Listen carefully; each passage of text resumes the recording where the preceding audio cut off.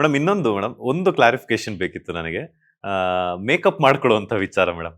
ಅವರು ಹೊರಗಡೆ ಬಂದಾಗ ನಾನು ಮೇಕಪ್ ಮಾಡ್ಕೊಳ್ತಿರ್ಲಿಲ್ಲ. ನನ್ನ ಹತ್ರ ಇದ್ದಿದ್ದು ಬರೀ ಲೈಕ್ ಸನ್ಸ್ಕ್ರೀನ್ ಲೋಷನ್ ಆಗಿರ್ಬೋದು, ಮಾಯಿಶ್ಚರೈಸರ್ ಆಗಿರ್ಬೋದು, ಲಿಪ್ ಬಾಮು, ಲಿಪ್ಸ್ಟಿಕ್ಕು ಅಲ್ಲ. ಹಾಗೇನೆ ಫೇಸ್ ವಾಶ್ ಮತ್ತೆ ಇಷ್ಟು ಮಾತ್ರ ಇರ್ತಿತ್ತು. ಅದನ್ನ ಹಾಕೊಳ್ತೀನಿ ಅಷ್ಟೇ. 20 ನಿಮಿಷ ಮಾತ್ರ ನಾನು ಸ್ನಾನ ಮಾಡಕ್ ಹೋಗ್ತಿದ್ದೆ. ಬಟ್ ಇವರೆಲ್ಲರೂ ಬಂದು ಪದೇ 5-5 ನಿಮಿಷಕ್ಕೂ ಬಾಗಿಲು ತಡ್ತಿದ್ರು ಅಂತ ಹೇಳಿದ್ದಾರೆ. ಮೊನ್ನೆ ನಾನ್ ಮಾಡ್ದಾಗ್ಲೇನೆ ಈ ಒಂದು ವಿಚಾರವನ್ನ ಹೇಳಿದ್ದಾರೆ. ನಿಜವಾಗ್ಲೂ ಸತೀಶ್ ಅವರು ಬಿಗ್ ಬಾಸ್ ಮನೆ ಒಳಗಡೆ ಮೇಕಪ್ ಮಾಡ್ಕೊಳ್ತಿದ್ರ ಅಥವಾ ಬರೀ ಇಷ್ಟು ಪ್ರಾಡಕ್ಟ್ ಗಳನ್ನ ಮಾತ್ರ ಯೂಸ್ ಮಾಡ್ಕೊಳ್ತಿದ್ರ? ಅವ್ರು ಹೇಳ್ತಿದ್ದಾರೆ ಟ್ರೀಟ್ಮೆಂಟ್ ತಗೊಳ್ತಿದ್ದಂತಹ ಪ್ರಾಡಕ್ಟ್ ಗಳಿವೆಲ್ಲನು ಅಂತ.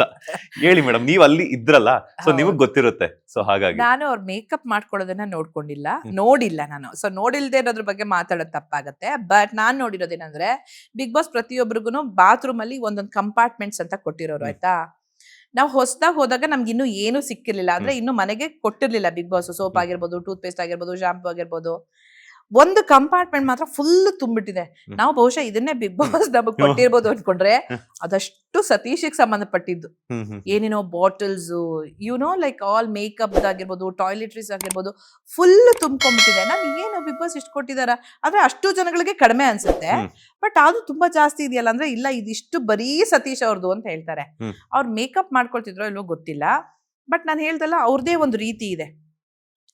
ಪ್ರತಿದಿನ ರಾತ್ರಿ ಎಣ್ಣೆನ ಬಿಸಿ ನೀರಲ್ಲಿ ಇನ್ನೊಂದು ಬಟ್ಲಿಟ್ಟು ಆ ಎಣ್ಣೆನ ಬಿಸಿ ಮಾಡಿ, ಉಗುರು ಬಿಸಿ ಮಾಡಿ, ಅದನ್ನ ತಂದು ತಲೆಗೆ ಹಚ್ಕೊಂಡು, ನನ್ ಕೂದಲು ಚೆನ್ನಾಗಿರಕ್ಕೆ, ನಂಗೆ ಎಲ್ಲೆಲ್ಲ ಮುಂದೆ ಕೂದಲು ಉದ್ರೋಗ್ಬಿಟ್ಟಿದೆ, ಅದಕ್ಕೋಷ್ಟೊಂದು ಮಾತ್ರೆಗಳು ನೋಡಿ. ನಾನು ಹೇಳಿದ್ನಲ್ಲ, ಇದು ನನಗೆ ಬೇಕಾಗೇ ಇರ್ಲಿಲ್ಲ ಅಲ್ಲಿ. ಇದು ಮಾತ್ರೆ ನಂಬರ್ 1, ಇದು ಪ್ರತಿದಿನ ತಗೋಬೇಕು. ಇದು ನೋಡಿ, ಈ ಬಾಟ್ಲಲ್ಲಿ 2 ಅಂತಿದೆಯಲ್ಲ, ಇದು 2 ದಿನಕ್ಕೆ ಒಂದ್ಸತಿ, 3 ದಿನ.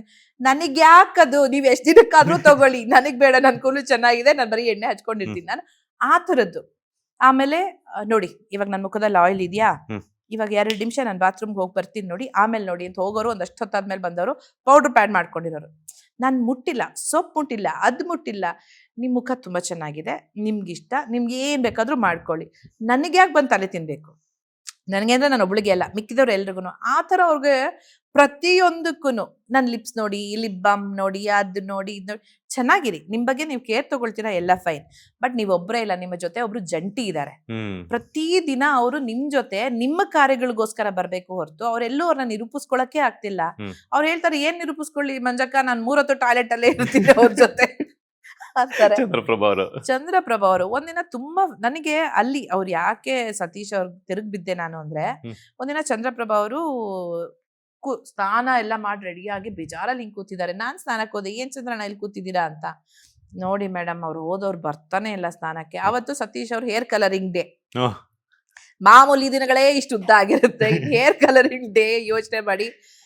ಒಬ್ರು ಸ್ನಾನಕ್ಕೆ ಪಕ್ಕದ 2 ಬಾತ್ರೂಮ್ ಇದೆ. ಒಂದ್ ಬಾತ್ರೂಮ್ ಅಲ್ಲಿ ಇವ್ರು ಹೋಗಿ ಲಾಕ್ ಆಗಿದ್ದಾರೆ, ಇನ್ನೊಂದ್ರ ಬಾತ್ರೂಮ್ ಅಲ್ಲಿ ಒಬ್ರು ಅಭಿ ಹೋಗ್ತಾರೆ, ಇನ್ಯಾರೋ ಅಶು ಹೋಗ್ತಾರೆ, ಇನ್ಯಾರೋ ಕಾವ್ಯ ಹೋಗ್ತಾರೆ, ಗಿಲ್ಲಿ ಹೋಗ್ತಾರೆ.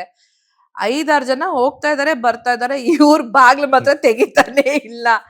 ಅವ್ರು ಫುಲ್ ಫ್ರಸ್ಟ್ರೇಟ್ ಆಗಿದ್ರು. ನನ್ಗೆ ಆಗ್ತಾ ಇಲ್ಲ ಮಂಜಕ್ಕ, ಕಡೆ 2ನೇ ವಾರದ ಕಡೆನೆ ಬಂದ್ಬಿಟ್ಟಿದೀವಿ ನಾವು. ನಂಗೆ ಆಗ್ತಾ ಇಲ್ಲ ಮಂಜಕ್ಕ, ಇದು ನೀನ್ ತಡ್ಕೊ. ಆ ಫ್ರಸ್ಟ್ರೇಷನ್ ಎಲ್ರಿಗೂ ಜಂಟಿಗಳಿಗಾಗತ್ತೆ. ಯಾಕಂದ್ರೆ ನಾನ್ ಬೆಳಿಗ್ಗೆ ಬೇಗ ಎದ್ದಿರ್ತೀನಿ, ಪಕ್ಕದಲ್ಲಿರೋಳ್ಗೆ ಬೆಲ್ ಹೊಡ್ದಾಗ್ಲೆ, ಹಾಡ್ ಬಂದಾಗ್ಲೇನೆ ಎದ್ದೇಳೋ ಅಂತ ಅಭ್ಯಾಸ. ನನ್ಗೆ ಎಬ್ಸಕ್ ಹಿಂಸೆ. ಅದು ನನ್ನ ಅಭ್ಯಾಸ. ಹಾಗಂತ ಇನ್ನೊಬ್ರು ನಿದ್ದೆ ಕಿತ್ಕೊಳಕ್ಕಾಗಲ್ಲ. ನಾನು ಆಲ್ಮೋಸ್ಟ್ 2 to 3 hours ಹಾಸಿಗೆ ಮೇಲೆ ಕೂತಿರ್ತಿದ್ದೆ. ಅವ್ರು ಎದ್ದೇಳೋವರೆಗೂ ಏನೋ ಕೆಲಸ ಮಾಡ್ಕೋ, ಅಲ್ಲೇ ವ್ಯಾಯಾಮ ಮಾಡು. ಅದೆಲ್ಲ ಒಂಥರ ನಮಗ್ ಫ್ರಸ್ಟ್ರೇಟ್ ಆಗ್ತಿರುತ್ತೆ. ಇದು ಒಳ್ಳೆ ಕಥೆ ಆಯ್ತಲ್ಲಪ್ಪ, ಇದೆಲ್ಲೋ ಗಂಟು ಹಾಕ್ಬಿಟ್ಟಿದ್ದಾರೆ, ನಮ್ಮ ಪಾಡಿಗೆ ನಾವು ಒಂದ್ ಎಕ್ಸರ್ಸೈಸ್ ಮಾಡಕ್ಕಾಗಲ್ಲ, ಒಂದ್ ವಾಕಿಂಗ್ ಮಾಡಕ್ಕಾಗಲ್ಲ. ಚಂದ್ರಪ್ರಭಾ ಅವ್ರಿಗೆ ಅಂತ ಫ್ರಸ್ಟ್ರೇಷನ್. ಯಾವಾಗ ನೋಡಿದ್ರು ಇಲ್ಲೇ ಕೂರ್ಸಿರ್ತಾನೆ ಈ ವ್ಯಕ್ತಿ, ಕರ್ಕೊಂಡ್ಬಂದ ಟಾಯ್ಲೆಟ್. ನಮಗ್ ಗೊತ್ತು ಎಲ್ಲಿದ್ದಾರೆ ಚಂದ್ರಪ್ರಭಾ, ಸತೀಶ್ ಕಾಣಿಸ್ತಿಲ್ವಾ, ಟಾಯ್ಲೆಟ್ ಅಲ್ಲಿ ಹೋಗಿ ನೋಡಿ ಅಂತ ಹೇಳ್ತಿದ್ವಿ. ಆ ತರ ಅವ್ರ ಏನ್ ಮಾಡಿದ್ರು, ಇದನ್ನ ಕಿತ್ತಾಕ್ಬಿಟ್ಟು, ಬೇಡಿನ ಕಿತ್ತಾಕ್ಬಿಟ್ಟು, ಅವ್ರಿಗೆ ಏನಂದ್ರೆ ಪಾಪ ಬಾಯರ್ಕೆ ಆಗ್ತಿದ್ಯಂತೆ. ಒಂದ್ 6-7 ಜನ ಸ್ನಾನ ಮಾಡ್ಕೊಂಡ್ ಬರೋವರೆಗೂ ಇವ್ರು ಬಂದಿಲ್ಲ ಅಂದ್ರೆ ಇಮ್ಯಾಜಿನ್ ಮಾಡಿ. ಬೆಳಗ್ಗೆ ನಾನು ನೀರ್ ಕುಡಿಯಕ್ ಆಗ್ತಿಲ್ಲ, ಟಾಯ್ಲೆಟ್ ಅಲ್ಲಿ ತಂದು ಕೂರ್ಸ್ಬಿಟ್ಟಿದ್ದಾರೆ ನನ್ನ ಅಂತ.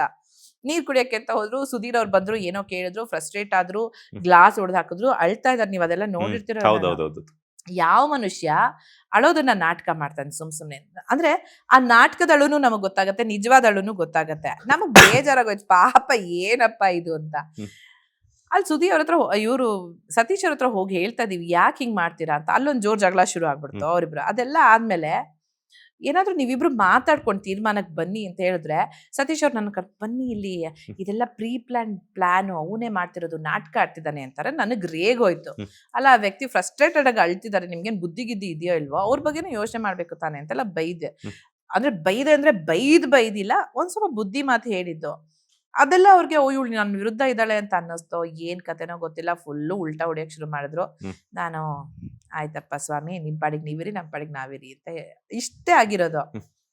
ಬಟ್ ನಾನು ಹೇಳುದು, ಹೊರಗಡೆ ಬಂದಾಗ ನೀವು ಒಂದು ಹೆಣ್ಣಿನ ಮೇಲೆ ಇಲ್ಲ ಸಲ್ಲದ ಆರೋಪ ಹೊರಿಸ್ತಿದ್ದೀರಾ, ಅದು ಯಾವುದೇ ಪ್ರೂಫ್ ಇಲ್ಲದೆ ಅಂತ ಹೇಳಿದ್ರೆ ನಿಮ್ಮ ವ್ಯಕ್ತಿತ್ವ ಮೂರನೇ ಜನಕ್ಕೆ ಹೇಗೆ ಕಾಣುತ್ತೆ? ನೀವು ಬನ್ನಿ, ಒಂದು ಪ್ರೂಫ್ ಇಟ್ಕೊಳ್ಳಿ, ನೋಡಿ ಇವಳು ಹೀಗೆಲ್ಲ ನನ್ನ ವಿರುದ್ಧ ಮಾಡಿದಾಳೆ ಅಂತ ಹೇಳಿ. ಅದಕ್ಕೊಂದು ತೂಕ ಇದೆ, ಒಂದು ಬೆಲೆ ಇದೆ. ಸುಮ್ಮನೆ ಆಮೇಲೆ ಶಕುನಿ ಅನ್ನೋ ವರ್ಡ್ಗಳನ್ನೆಲ್ಲ ಯೂಸ್ ಮಾಡಿದಂತೆ. ನಾನು ಹೇಳಿದೆ ಅದೆಲ್ಲ ತುಂಬಾ ದೊಡ್ಡ ಮನೆ ಇಡೀ ರಾಜ್ಯ ಒಡೆಯುವಂತ ಕೆಲಸ ಮಾಡಿದವನು ಶಕುನಿ ಒಂದು ಕ್ಯಾರೆಕ್ಟರು. ಯಾವ ಆಧಾರದ ಮೇಲೆ ನನ್ನ ಹೆಸರನ್ನ ತಗೊಳ್ತಿದ್ದೀರಾ? ನಾನು ಡೆಫಮೇಷನ್ ಕೇಸ್ ಹಾಕ್ಬೋದು, ನೀವು ಈ ತರ ಎಲ್ಲ ಮಾತಾಡ್ತಿದ್ದೀರಾ ಅಂತ. ಚೀಪಾಗಿ ಮಾತಾಡಬೇಡಿ, ಒಂದು ತೂಕ ಇರಲಿ, ಭಾಷೆ ಬಗ್ಗೆ ಒಂದು ಜ್ಞಾನ ಇರಲಿ. ನೀವು ಫೇಮಸ್ ಆಗಬೇಕು ಅಂತ ನನ್ನ ಹೆಸರನ್ನ ಉಪಯೋಗಿಸ್ಕೊತಿದ್ದೀರಾ ಅನ್ನೋದು ನನಗೆ ಗೊತ್ತಾಯ್ತು. ಓ, ಮಂಜು ಭಾಷಿಣಿ ಪರವಾಗಿಲ್ಲ, ಫೇಮಸ್ ಆಗಿದ್ದಾಳೆ ಅನ್ಸುತ್ತೆ ಹೊರಗಡೆ ಬಿಟ್ಟು ನನ್ನ ಹೆಸರನ್ನ ಉಪಯೋಗಿಸ್ಕೊಂಡು ನೀವು ವರ್ಲ್ಡ್ ವೈಡ್ ಫೇಮಸ್, ನಾನು ಸೆಲೆಬ್ರಿಟಿ ಅಂತಾರೆ, ನನಗೆ 350 ಜನಕ್ಕೆ ಫ್ರೀ ಆಗಿ ಇದು ಮತ್ತೆ ಪಾರ್ಟಿ ಎಲ್ಲ ಸಿಗುತ್ತೆ ಬನ್ನಿ ಅಂತ. ನನಗೆ ಬೇಡಪ್ಪ ಅಂತ ಪಾರ್ಟಿ, ನೀವು ಮಾಡ್ಕೊಳ್ಳಿ. ಏನೇನೋ ಹುಚ್ಚು ಮಾತುಗಳು, ಅದೆಲ್ಲ ನಿಜ ಇರ್ಬೋದು, ಇಲ್ಲ ಅಂತ ಹೇಳಲ್ಲ. ಬಟ್ ನಿಮ್ಮ ಮನಸ್ಥಿತಿಗೆ ತಕ್ಕಂತೆ ನೀವು ಆರಿಸ್ಕೊಳ್ಳಿ. ಹೌದಪ್ಪ, ನಂಗೆ ಪಾರ್ಟಿ ಮಾಡ್ಬೇಕು, ಹೌದಾ ನಂಗೆ ಫ್ರೀ ಪಾರ್ಟಿ ಸಿಗುತ್ತಾ, ನಾನು ಬರ್ತೀನಿ ಅಂದಾಗ ನೀವು ಅಂಥವ್ರನ್ನ ಹೇಳಿ ಕರ್ಕೊಳ್ಳಿ ಹೋಗಿ. ನನಗೆ ಬೇಡವೇ ಬೇಡ, ನನಗೆ ನನ್ನದೇ ಆದ ಜೀವನ ಇದೆ, ನನ್ನದೇ ಆದ ಸಾಧನೆ ಇದೆ, ನನ್ನದೇ ಈ ಥರ ಮನೆ ಇದೆ, ನಾನೇ ನಿಮಗೆ ಪಾರ್ಟಿ ಕೊಡಿಸ್ಬಲ್ಲೆ. ಏನೇನೋ ಇಂಪ್ರೆಸ್ ಮಾಡಕ್ ಹೋದ್ರೆ ಅದು ಇಂಪ್ರೆಸ್ ಆಗಲ್ಲ, ಎಲ್ಲರೂ ಇಂಪ್ರೆಸ್ ಆಗಲ್ಲ ನಿಮ್ಮ ಮಾತುಗಳಿಂದ. ಬಟ್ ಮಾತಾಡೋ ಮುಂಚೆ ಯೋಚನೆ ಮಾಡಿ, ಅಷ್ಟೇ ಹೇಳಕ್ ಸಾಧ್ಯ. ಇಷ್ಟು ಮಾತುಗಳು ಅಕಸ್ಮಾತ್ ಅವ್ರು ನೋಡಿದ್ರು ಅವ್ರಿಗೆ ಏನೂ ಅರ್ಥ ಆಗಿರಲ್ಲ. ನೋಡಿದ್ರಾ ಮಂಜು ಭಾಷಿಣಿ ನನ್ನ ವಿರುದ್ಧ ಹೆಂಗ್ ಮಾತಾಡ್ತಿದ್ರು ಅಂತಾನೆ ಹೇಳ್ತಾರೆ ಅಷ್ಟೇ. ಜಸ್ಟ್ ಅಷ್ಟು ಮಾತ್ರ ಅರ್ಥ ಮಾಡ್ಕೊಂತಾರೆ, ಇವ್ರು ಯಾಕೆ ಹಿಂಗ್ ಹೇಳಿದ್ರು ಅಂತ ಅರ್ಥ ಮಾಡ್ಕೊಳ್ಳಲ್ಲ. ಅರ್ಥನೇ ಮಾಡ್ಕೊಳ್ಳಲ್ಲ. ಮೇಡಮ್, ಇನ್ನೊಂದು ವಿಚಾರ ಮೇಡಮ್, ವೈರಲ್ ಆಗ್ತಾ ಇದೆ ಈಗ ನೀವು ಹೇಳಿರುವಂತ ಮಾತುಗಳು. ಲೈಕ್ ಏನಂತಂದ್ರೆ, ರಕ್ಷಿತಾ ಅವರು ದಾಲು ಮತ್ತೆ ರೈಸ್ ಮಾಡಿದಾಗ ಅಶ್ವಿನಿ ಗೌಡ ಅವರಾಗಿರ್ಬೋದು, ಜಾನ್ವಿ ಅವರಾಗಿರ್ಬೋದು ಊಟ ಮಾಡಿಲ್ಲ, ಎಷ್ಟು ಕೊಳುಕು ಜನ ಅನ್ನುವಂಥದ್ದು ಸಿಕ್ಕಾಪಟ್ಟೆ ವೈರಲ್ ಆಗ್ತಾ ಇದೆ. ರಕ್ಷಿತಾ ಫ್ಯಾನ್ಸ್ ಅಂತೂ ನಿಮ್ಮನ್ನ ಆ ಮಟ್ಟಕ್ಕೆ ಇಟ್ಟಿದ್ದಾರೆ. ಹೌದಾ? ಇದು ನನಗೆ ಗೊತ್ತಿಲ್ಲ. ಸೊ ಅಂದ್ರೆ ಅವ್ರು ಬೇರೆ ಬೇರೆ ಐಟಮ್ಸ್ ಎಲ್ಲ, ಕರೀಸ್ ಎಲ್ಲ ಮಾಡ್ಬೇಕಾದಾಗ ಚೆನ್ನಾಗಿ ಚಪ್ಪರ್ಸ್ಕೊಂಡ್ ತಿಂತಿದ್ರು. ಬಟ್ ಮೊನ್ನೆ ದಾಲ್ ಮಾಡಿದಾಗ ಹಿಂಗ್ ಕೆರ್ಕೊಂಡು ಕೊಳುಕು ಹಂಗೆ ಹಿಂಗೆ ಅನ್ನುವಂಥದ್ದು. ಸೊ ಇದ್ರ ಬಗ್ಗೆ ಏನ್ ಹೇಳ್ತೀರಾ ಅಂತ. ನನ್ಗದು ಅವ್ರು ಮಾತಾಡಿದಾಗ ನಿಜವಾಗ್ಲೂ ಶಾಕ್ ಆಯ್ತು ಮಂಜೋರೆ. ಅಂದ್ರೆ ನನ್ಗೆ ನಿಮ್ಮ ವ್ಯಕ್ತಿತ್ವ ಏನು ಅಂತ ಗೊತ್ತಾದಾಗ ಅದು ನನ್ನ ವ್ಯಕ್ತಿತ್ವಗೆ ಸಮನಾಗಿದ್ಯಾ, ಅದು ಚಿಕ್ಕದು ದೊಡ್ಡದು ಅಂತ ಮಾತಾಡ್ತಿಲ್ಲ. ನಾನು ಅದೇ ಹೇಳೋದು, ವೇವ್ ಲೆಂತ್ ಇದು ಸರಿ ಹೋಗ್ತಿಲ್ಲ ಅಂದಾಗ ನಾನು ದೂರ ಹೋಗೋಳು, ಅದಕ್ಕೆ ನಿಂತ್ಕೊಂಡು ವಾದ ಮಾಡಲ್ಲ. ಯಾಕಂದ್ರೆ ನಮಗೆ ಗೊತ್ತಾಗೋಗುತ್ತೆ ಇವ್ರು ಇಷ್ಟ್ರ ಮಟ್ಟದಲ್ಲೇ ಯೋಚನೆ ಮಾಡೋದು ಅಂತ. ಅಷ್ಟೊತ್ತಿಗಾಗ್ಲೇ ರಕ್ಷಿತಾ ಅವ್ರದ್ದು ಎಲ್ಲ ಜಗಳ ಆಗಿತ್ತು. ಪಾಪ ಆ ಹುಡುಗಿ ಬೆಳಿಗ್ಗೆ ಎದ್ದು ನನಗೆ ಅಡಿಗೆ ಮಾಡ್ಕೊಳ್ತೀನಿ ಅಂತ ಹಿಂದಿನ ದಿನ ಹೇಳಿದ್ರು. ಅಕ್ಕ, ನನ್ಗೆ ಏನ್ ಬೇಕೋ ಅದನ್ನ ನಾನು ಅಡಿಗೆ ಯಾಕಂದ್ರೆ ನಾನು ಅಡಿಗೆ ಮನೆ ಇನ್ಚಾರ್ಜ್ ಅಲ್ಲಿದ್ದೆ, ನನ್ಗೆ ಏನ್ ಬೇಕೋ ನಾಳೆ ನಾನು ಅದನ್ನ ಮಾಡ್ಕೊಳ್ತೀನಿ. ನಾನು ಹೇಳಿದ್ರು ಅದು ತಪ್ಪಾಗುತ್ತೆ. ಒಬ್ಬೊಬ್ರು ಅವ್ರವ್ರಿಗೆ ಬೇಕಾಗಿರೋ ಅಡಿಗೆ ಮಾಡ್ಕೊಳಕ್ ಆಗಲ್ಲ ಇಲ್ಲಿ ರಕ್ಷಿತಾ. ಮಾಡಿದ್ರೆ ಅಡಿಗೆ ಮನೆ ಇನ್ಚಾರ್ಜ್ ಯಾರು ತಗೊಳ್ತಾರೋ ಎಲ್ರಿಗೂ ಮಾಡ್ಬೇಕು. ಹಾಗಂತ 18 ಜನ ನನಗೆ ಬೇಕಾಗಿದ್ದು ನಾನು ಮಾಡ್ಕೊಳ್ತೀನಿ, ನನಗೆ ಆತರ ಆಗಲ್ಲ, ಅಷ್ಟು ಸಾಮಗ್ರಿಗಳು ಇರಲ್ಲ. ಸರಿ, ನನಗ್ ಮಾಡ್ಕೋಬೇಕು ಅಂದ್ರು. ಸರಿ, ಹಾಗಿದ್ರೆ ಒಂದ್ ಕೆಲಸ ಮಾಡಿ, ಇಡೀ ಮನೆ ಜನಕ್ಕೆಲ್ಲ ನೀವೇ ಮಾಡಿ. ಒಂದಿನ ನೀವು ತಗೊಳ್ಳಿ, ಇನ್ನೊಂದಿನ ಇಬ್ರು ತಗೊಳ್ಳಿ, ಇನ್ನೊಂದಿನ ನಾನ್ ತಗೊಳ್ತೀನಿ ಅಂತ ಹೇಳಿದ್ದೆ. ಪಾಪ ಅವ್ರು ಬೆಳಿಗ್ಗೆ ಹೇಳೋ ವ್ಯಕ್ತಿ ರಕ್ಷಿತಾ. ಬೆಳಿಗ್ಗೆ ಎದ್ದು ಎಲ್ರಿಗೂ ದಾಲ್ ಮಾಡಿದ್ದಾರೆ, ಅನ್ನ ಮಾಡಿದ್ದಾರೆ, ಮಲ್ಲಮ್ಮ ಬೆಂಡೆಕಾಯಿ ಪಲ್ಯ ಮಾಡಿದ್ದಾರೆ. ನಾವೆಲ್ಲ ತಿಂತಾ ಇದ್ವಿ. ಅದು ಚೆನ್ನಾಗಿರುತ್ತೋ ರುಚಿಯಾಗಿರುತ್ತೋ ಅದು ಬೇರೆ ವಿಷಯ. ಅಲ್ಲಿ ಆ ಅಡ್ಗೆ ಮನೇಲಿ ಏನಾಗಿರುತ್ತೆ ಅದನ್ನ ನಾವೆಲ್ಲೂ ತಿನ್ಲೇಬೇಕು, ಇರ್ರೆಸ್ಪೆಕ್ಟಿವ್ ಆಫ್. ಆಮೇಲೆ ಇವರಿಬ್ರು ಬರ್ತಾರೆ, ನಾವು ಚಪಾತಿ ಮಾಡ್ಕೊಳ್ತೀವಿ ಅಂತ ಹೇಳ್ತಾರೆ. ಮಲ್ಲಮ್ಮ ನೀವು ಮಾಡಿದ ಬೆಂಡೆಕಾಯಿ ಪಲ್ಯ ಮಾತ್ರ ನಾವು ತಿಂತೀವಿ ಅಂತಾರೆ, ಹಾಕೊಳ್ತಾರೆ, ತಿಂತಾರೆ. ಆಮೇಲೆ ಅದೆಲ್ಲ ಊಟ ಗೀಟ ಎಲ್ಲ ಆದ್ಮೇಲೆ ಇವರಿಬ್ರು ನನಗೇನೋ ಹೇಳ್ತಾ ಇರ್ತಾರೆ ಡೈನಿಂಗ್ ಟೇಬಲ್ ಅಲ್ಲೇ. ಬಹುಶಃ ಅವ್ರು ತಿನ್ಕೊಂಡಿರೋ ಕೂತಲ್ಲಿ, ನಿಮ್ಗೆ ಗೊತ್ತಿಲ್ಲ ಅವಳು ಹಂಗೆ ಅವಳು ಹಿಂಗೆ, ನಾವು ಮುಂಚೆ ನಂಬಿಟ್ಟಿದ್ವಿ, ಪುಟ್ಟ ಕನ್ನಮ್ಮ ಅಂತೆಲ್ಲ ಮಾತಾಡ್ಸಿದ್ವಿ, ಇವಾಗ ನಮ್ಗಾಗಿದೆ, ನಿಮ್ಗೂ ಆಗುತ್ತೆ, ನೀವು ನೋಡ್ತೀರಾ ಅಂತೆಲ್ಲ ಹೇಳ್ತಿದ್ರು. ನಾನಲ್ಲಿ ನನ್ನ ಅನಿಸಿಕೆ ಹೇಳಿದ್ದೆ, ಅದು ಬಹುಶಃ ಬಂದಿದ್ಯೋ ನೋಡಿದಾರೋ ಇಲ್ಲೋ ಗೊತ್ತು. ನಾನು ಹೇಳಿದೆ, ಬೇರೆ ಯಾರಿಗೋ ಏನೋ ನನಗೆ ಗೊತ್ತಿಲ್ಲ, ನನ್ನ ಪ್ರಕಾರ ಅವಳು ಕ್ಯಾಲ್ಕುಲೇಷನ್ಸ್ ಮಾಡಲ್ಲ, ಮ್ಯಾನಿಪುಲೇಷನ್ಸ್ ಮಾಡಲ್ಲ. ಇನ್ನೊಂದು ರಕ್ಷಿತಾ ಹತ್ರ ಮಾತಾಡಿದ್ದೆ, ಅಕ್ಕ ನನ್ಗೆ ಈ ಥರ ಜನಗಳು ಬೇಕು, ಹೋಗ್ಬೇಕು, ಬಟ್ ನಂಗೆ ಹೋಗೋಕ್ಕಾಗಲ್ಲ, ಅದು ಇದು. ನನ್ನ ಕಾಂಪ್ಲೆಕ್ಸ್ ಆ ಥರ ಏನಾದರೂ ಇದೆಯಾ? ನಾವು ಸುಮ್ಮನೆ ಮಾತಾಡಿದ್ದು. ನಾನು ಹೇಳಿದೆ, ಅವಳು ಬಹುಶಃ ಎಲ್ಲ ಕಾಂಪ್ಲೆಕ್ಸ್ ಇದೆ ಅನ್ಸುತ್ತೆ, ನಾನು ಮಾತಾಡಿರೋದ್ರಲ್ಲಿ ಅನ್ನಿಸ್ತು. ಅವಳು ಹೇಳಿದ್ಲು, ಹೌದು ಇದೇ ನನ್ಗಾಗೋದು ಫೀಲಿಂಗು ಅಂತ ಹೇಳಿದ್ಲು. ಅಷ್ಟೇ ಬಿಟ್ರೆ ನಂಗೆ ಬೇರೆ ಯಾವುದೇ ರೀತಿಯಲ್ಲೂ ಒಂಥರ ಕಲ್ಮಶ ಹೃದಯಿ ಕ್ಯಾಲ್ಕುಲೇಷನ್ಸ್ ಮಾಡ್ತಾಳೆ ಅಂತ ಅನ್ಸಿಲ್ಲ ಅಂತ. ಆಮೇಲೆ ಯಾಕೆ ಊಟ ಮಾಡಿಲ್ಲ ಅಂತಾನೋ ಏನೋ ಪ್ರಶ್ನೆ ಕೇಳಿದೆ, ನಂಗೆ ಎಕ್ಸಾಕ್ಟ್ ಆಗಿ ನೆನಪಿಲ್ಲ. ಅದಕ್ಕೆ, ಅಲ್ಲ ಮಂಜಕ್ಕ, ಅವಳು ಎಷ್ಟು ಗಲೀಜು, ಹಿಂಗೆ ತಲೆ ಕೆರ್ಕೊಳ್ತಿರ್ತಾಳೆ, ಬಂದು ಅದೇ ಕೈಯಲ್ಲಿ ಅಡಿಗೆ ಮಾಡ್ತಾಳೆ, ಅಸಹ್ಯ ಅಲ್ವಾ ಅಂತ ಹೇಳಿದ್ರು. ನೋಡಿ, ಅಲ್ಲೂ ಮಾತಾಡೋ, ಇವಾಗ ನಾನು ಇಲ್ಲಿ ಏನ್ ಹೇಳ್ತಿದ್ದೀನಿ ಅಲ್ಲೇ ಮಾತಾಡಿ ಪ್ರಶ್ನೆ ಮಾಡೋ ಒಂದು ಜಾಗ ಇತ್ತು. ಬಟ್ ಅವ್ರು ಅಸಹ್ಯ ಅಲ್ವಾ ಅಂತ ಏನೇನೋ ನನಗೆ ಆ ಮೂಮೆಂಟ್ ಅಲ್ಲಿ ಅವ್ರ ಬಗ್ಗೆ ಅಸಹ್ಯ ಅನ್ನಿಸ್ತು. ಆದ್ರೆ ಏನ್ ಆಲೋಚನೆ ಮಾಡ್ತಿದ್ದೀರಾ? ನನಗ್ ಬಂದಿದ್ದು ಹಾಗಲಕಾಯಿ ಫ್ರೈ, ಬೆಂಡೆಕಾಯಿ ಫ್ರೈ ಎಲ್ಲ ತುಂಬಾ ಚೆನ್ನಾಗಿ ಮಾಡ್ತಾರೆ ರಕ್ಷಿತಾ. ಹ್ಮ್. ಅವಾಗೆಲ್ಲ ತಿಂದಿದ್ರಿ ತಾನೆ, ಅವಾಗ ಯಾಕೆ ಅಸಹ್ಯ ಅನ್ಸ್ಲಿಲ್ಲ ನಿಮ್ಗೆ? ಜಸ್ಟ್ ಬಿಕಾಸ್ ನೆನೆ ಜಗಳ ಆಗಿದೆ ಇವಾಗ ಅಸಹ್ಯ ಅನ್ನಿಸ್ಬಿಡ್ತಲ್ಲ. ನಂಗೆ ಅದೊಂಥರ ಅಷ್ಟೇ. ಆಮೇಲೆ ಇನ್ನೊಂದ್ ಪದ ಏನೋ ಬಳಸಿದ್ರು, ಅವಳು ಶೀಸ್ ನಥಿಂಗ್ ಬಟ್ ದಿಸ್ ಅಂತ ಹೇಳಿದ್ರು. ನನ್ಗೆ ಅಸಹ್ಯ ಅನ್ಸ್ಬಿಡ್ತು. ನಂಗೆ ಆ ತರ ವ್ಯಕ್ತಿತ್ವದ ಜೊತೆ ಯಾವ ಕನೆಕ್ಷನ್ ಬೇಡ. ನೀವು ನೋಡಿರ್ಬೋದು ಅವ್ರ ಹರ್ಟೆನಲ್ಲಿ, ಅವ್ರ ನಗುನಲ್ಲಿ, ಅಂದ್ರೆ ಅವರಿಬ್ಬರೇ ಇರೋ ಭಾಗದಲ್ಲಿ ನಾನು ಯಾವತ್ತೂ ಭಾಗಿ ಆಗಿಲ್ಲ. ಯಾಕಂದ್ರೆ ನನಗ್ ಸರಿ ಹೊಂದಲ್ಲ ಅದು, ಆ ವೈಬ್ಗಳು.